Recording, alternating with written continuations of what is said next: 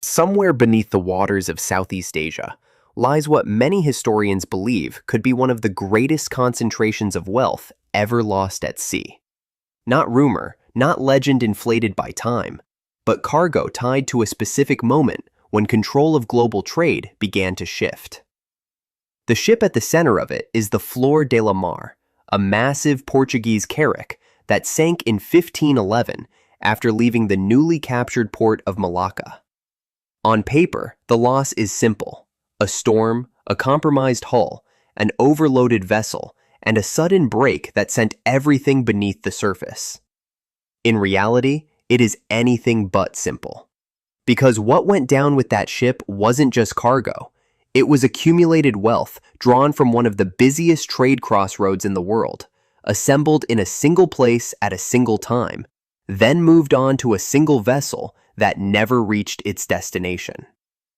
The records describe the loading, the concerns about the ship's condition, the decision to sail anyway, and the disaster that followed.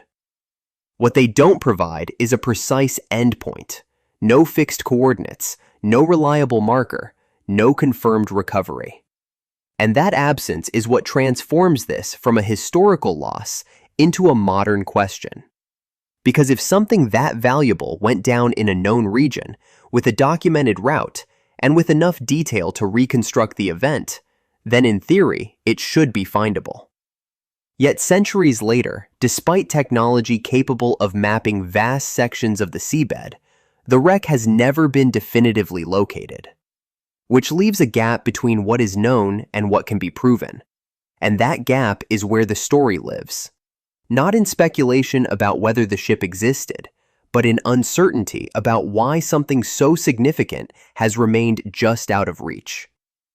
To understand why this particular shipwreck still matters, you have to step into the world it came from, because Malacca in the early 1500s wasn't just another port. It was the hinge point of global trade.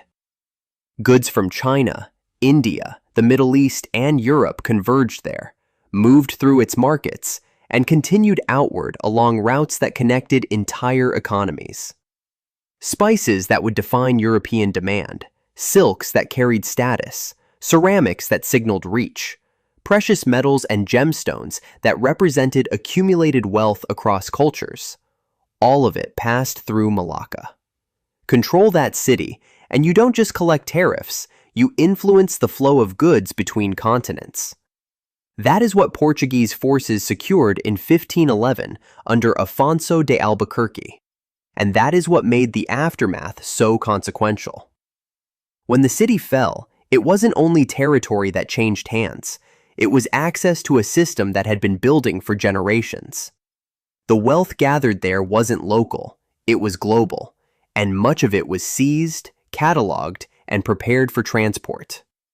Chests of coins minted across different empires, gold ornaments tied to regional power, carved objects with ceremonial value, trade goods sourced from multiple markets, items that represented not just money, but movement, influence, and control.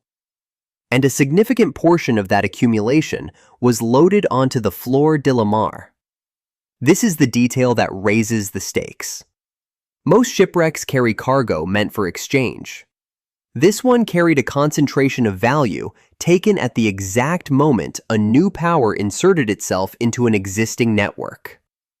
If that shipment had arrived intact, it would have strengthened Portugal's position in a region that determined who profited from trade between East and West. Its loss didn't just remove wealth from circulation, it altered the outcome of a moment when control was still being established. That is why this ship matters. Not because it sank, but because of when it sank, and what it was carrying at that exact point in history. Given that level of significance, it's not surprising that attempts to locate the Flor de la Mar have continued. But what is surprising is how consistently they fail to produce a confirmed result. The challenge begins with location, because while records describe the route and the conditions of the storm, they don't fix the point of sinking with the precision modern searches require. In open water, a small uncertainty expands quickly, especially in a region like the Strait of Malacca, where currents are active, visibility is limited, and the seabed is shaped by both natural forces and continuous human activity.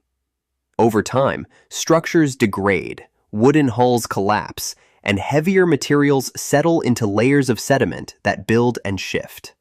What was once a single identifiable vessel becomes a dispersed field of components, some buried, some scattered, many altered beyond easy recognition. Modern tools, sonar mapping, submersibles, remote-operated vehicles, can scan large areas and detect anomalies, but detection is only the first step.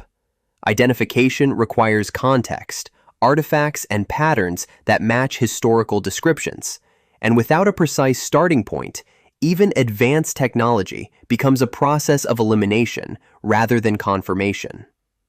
There have been claims, as there always are with high-value targets, suggesting that parts of the wreck have been found, or that recovered items may be linked to the ship, but none have met the standard needed to confirm the discovery at scale. And that is the pattern that repeats. Capability increases, coverage expands, data improves, but the one element that doesn't change is the uncertainty about where to focus those efforts. Which means the search doesn't fail because it isn't attempted. It fails because the problem is not just technical, it's positional. Without a reliable location, even the most advanced tools can only narrow possibilities. They cannot resolve them. So why hasn't one of the richest shipwrecks in history been found? The most direct answer is that the ocean doesn't preserve events in a way that makes them easy to revisit. It absorbs them, alters them, and redistributes their components over time. But that answer, while accurate, doesn't fully capture why this case remains unresolved.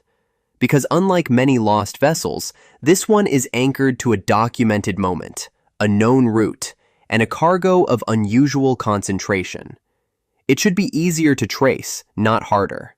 And yet, the combination of environmental complexity, historical uncertainty, and the scale of the search area creates a situation where confirmation remains just out of reach. Even if a wreck is located, proving that it is the Flor de la Mar requires more than structure. It requires artifacts that match the records, items that can be tied directly to the cargo described, objects that confirm not just a ship, but this specific ship. Until that level of evidence appears, every potential find remains provisional, which leaves the story in a state that is neither resolved nor dismissed.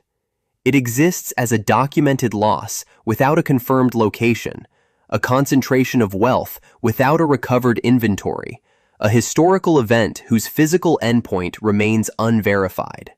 And that is what makes it compelling. Not the idea of hidden treasure, but the reality of recorded value that has not been accounted for. Some things aren't lost, they're just waiting, in places we haven't found yet. And if this is the kind of story that stays with you, join us next time. Tilt and chill. Stay curious.